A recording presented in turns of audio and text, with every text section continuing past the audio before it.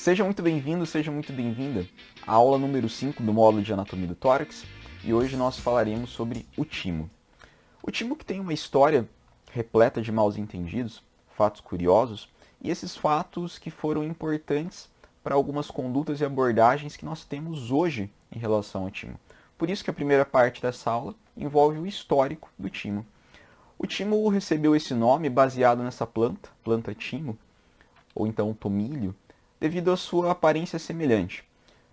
Do grego, timo significa excrescência verrucosa, um nome meio estranho, e data a sua primeiro relato mais ou menos de 200 depois de Cristo, onde ele era visto como um órgão purificador do sistema nervoso central, e por isso era chamado de órgão do mistério. Com os estudos, a primeira documentação científica que se tem conhecimento data mais ou menos de 1777, e depois, em 1832, Sir Astley Cooper lançou um atlas de anatomia do timo.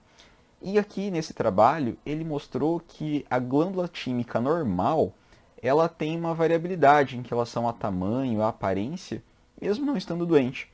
Isso foi um ponto muito importante que hoje a gente ainda toma como verdade, a gente sabe que realmente é um fato que procede.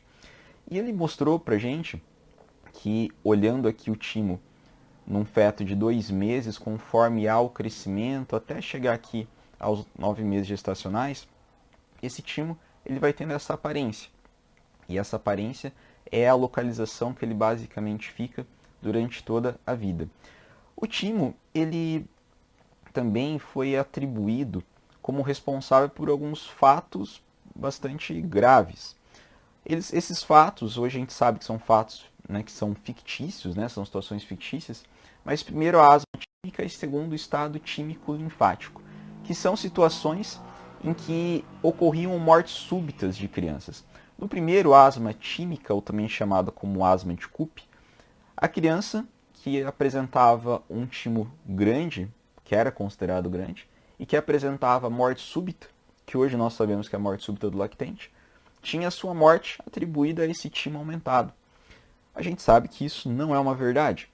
Segundo o estado tímico linfático, eram de crianças que eram submetidas a uma anestesia geral para um procedimento cirúrgico e que apresentavam a morte durante o ato operatório. E essas mortes também muitas vezes foram atribuídas ao timo. Tanto que, por esse motivo, indicava-se no século XIX, quando aconteciam esses fatos, indicava-se a timectomia antes do procedimento cirúrgico principal, segundo os livros. Com o passar do tempo, conforme foi vindo o desenvolvimento principalmente aí da radiação, dos raios-x, a descoberta do raio-x, o raio-x foi usado para diagnóstico do que era a imagem tímica e também para tratamento, onde você colocava o canhão de raio-x grudado no tórax do paciente e você irradiava o timo com a intenção de que ele diminuísse e então houvesse um tratamento. Isso era muito indicado para aquelas crianças em que eram percebidos com um timo grande e que chegavam com algum quadro de desconforto respiratório. Então, há pelo menos 200 anos, essa era a abordagem terapêutica do timo.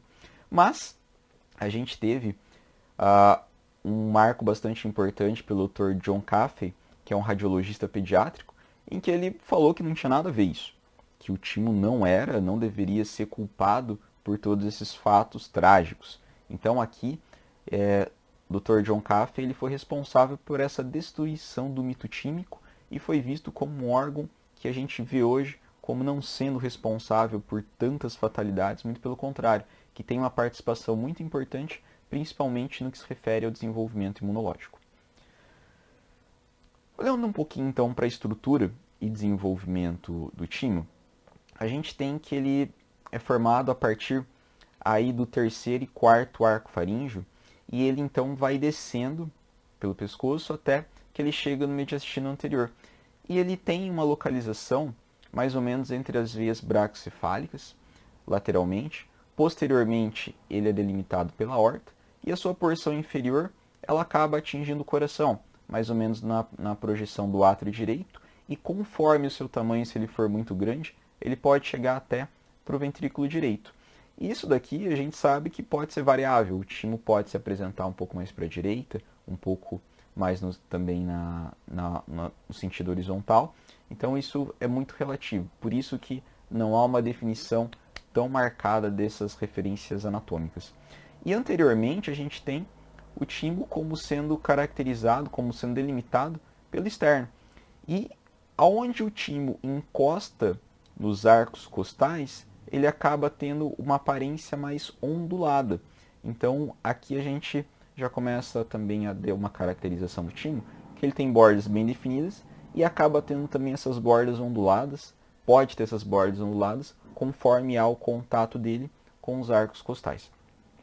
O timo, ele é definido, ele é separado em lobo direito, lobo esquerdo e o istmo tímico, que é onde há a junção tanto do lobo direito quanto do lobo esquerdo. E a coloração do timo, conforme a criança cresce, ela também vai modificando. Quando a criança é bastante jovem, ela tem uma aparência mais amarela castanhada. E conforme ao crescimento, ela vai começando a ter uma aparência mais amarelada, porque há uma substituição desse tecido por gordura. Então ele vai começando a ser um órgão mais gorduroso e vai tendo então uma alteração da sua densidade. O timo ele apresenta então tanto tamanho quanto localização, ele não tem uma homogeneidade, mesmo nas crianças do mesmo grupo etário.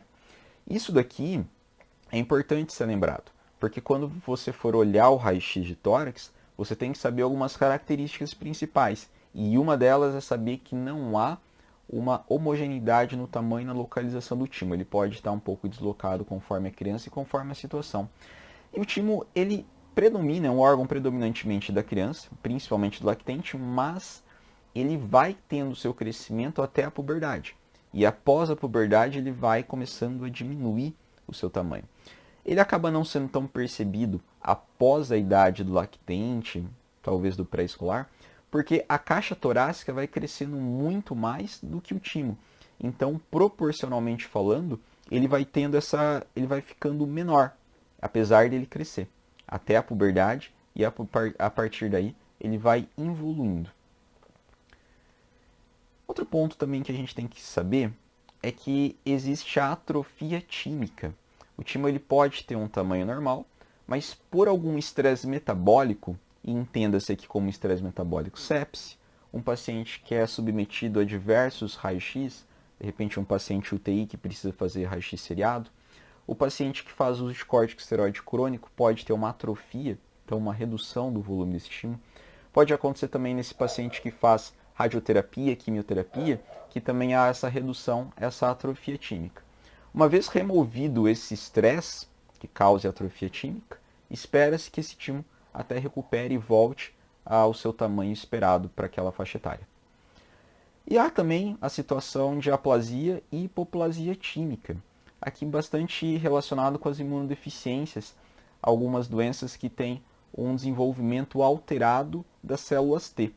O timo ele tem essa característica de fazer parte da população, de fazer parte do desenvolvimento da população T, e conforme há o crescimento, muda-se esse desenvolvimento do timo para a medula óssea. E somado a fatos como o aumento de hormônios sexuais, o crescimento, então é um dos motivos pelo qual o timo vai tendo uma evolução. E nesses casos em específicos, como por exemplo a síndrome de George, pode acontecer a aplasia ou até a hipoplasia tímica. Um dos exames que é feito com o objetivo de investigar a imunodeficiência é até mesmo o raio-x de tórax, para ver se o timo é ou não visualizado, conforme, claro, o contexto clínico do paciente. Então, lembre-se que o timo ele apresenta diversos tamanhos e aparências, ele não é um órgão uniforme, sempre do mesmo jeito, ele tem essa variabilidade. Ele tem também uma característica de não fazer efeito de massa. O que significa isso? Ele não empurra as estruturas, nem para um lado, nem para o outro, nem para cima, para baixo, para trás, para frente, não. Ele tem essa variabilidade, ele tem uma certa mobilidade, ele pode estar mais para a direita, mais para cima, mais para baixo, mas ele não empurra, então ele não faz efeito de massa, ele não faz um efeito compressivo.